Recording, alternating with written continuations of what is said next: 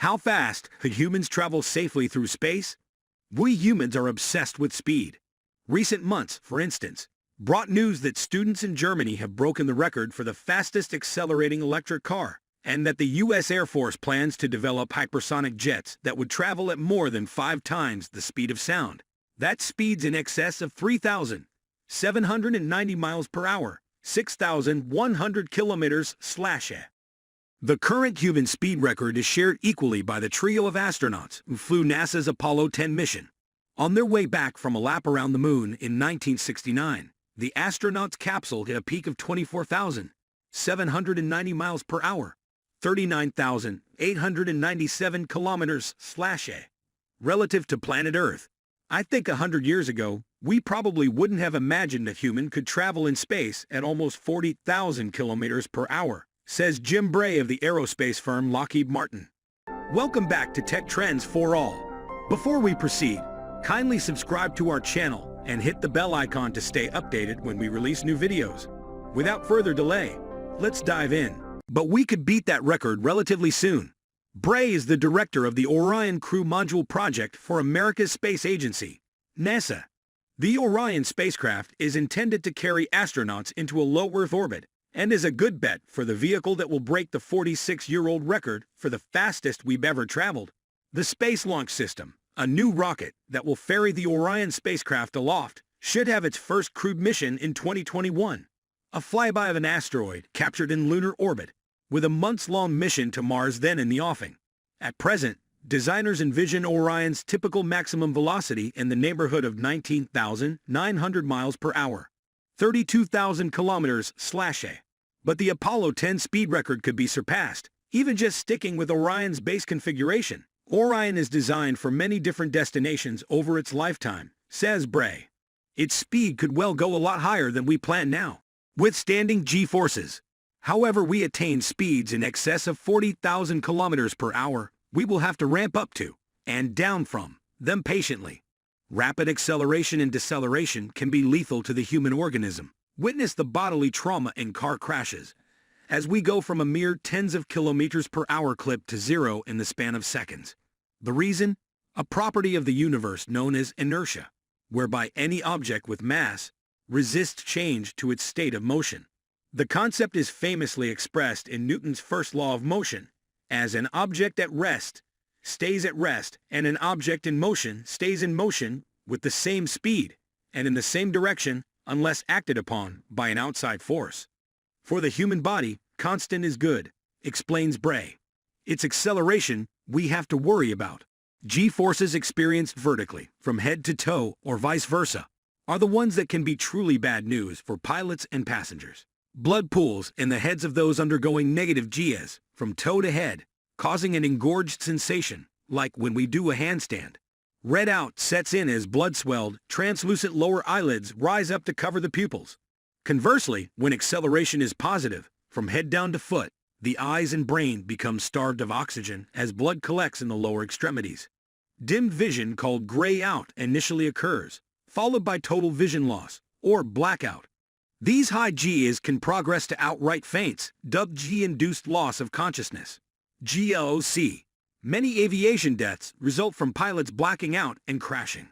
The average person can withstand a sustained force of about 5 Gs from head to toe before slipping into unconsciousness. Pilots wearing special high G suits and trained to flex their torso muscles to keep blood from whooshing out of their heads can still operate their aircraft at about 9 Gs.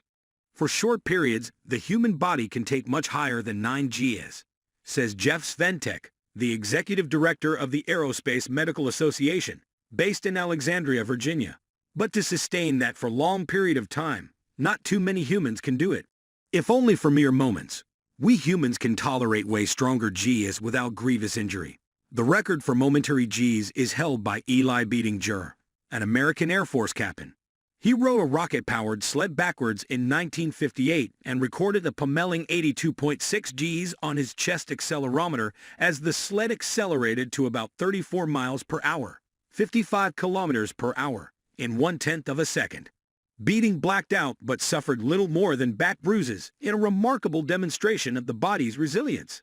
Out into space, astronauts, depending on their vehicle, have also experienced fairly high GS, between 3 and 8 on takeoffs and atmospheric re-entries, respectively. These G-forces are mostly benign front-to-back GS, thanks to the smart practice of strapping spacegoers into seats facing their direction of travel. Once at a steady cruising speed of about 16,150 miles per hour, 26,000 kilometers per hour, in orbit, astronauts no more feel their speed than do passengers on a commercial airplane. If G-forces aren't a problem for Orion's longer duration missions, small space rocks, micrometeoroids, might be. These grain-sized bits can reach impressively devastating speeds of nearly 186,000 miles per hour, 300,000 kilometers/a. To protect the vessel and its crew, Orion has a protective outer layer varying in places from 18 to 30 centimeters thick, plus other shielding and clever equipment placement. So we don't lose a critical flight system. For the entire spacecraft, we have to look at which angle a micrometeoroid can come from, says Bray.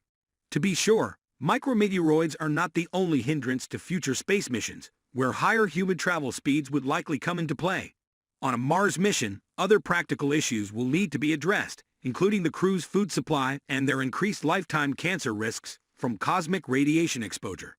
Shortening travel times, though, would mitigate these issues, making the go-faster approach very desirable.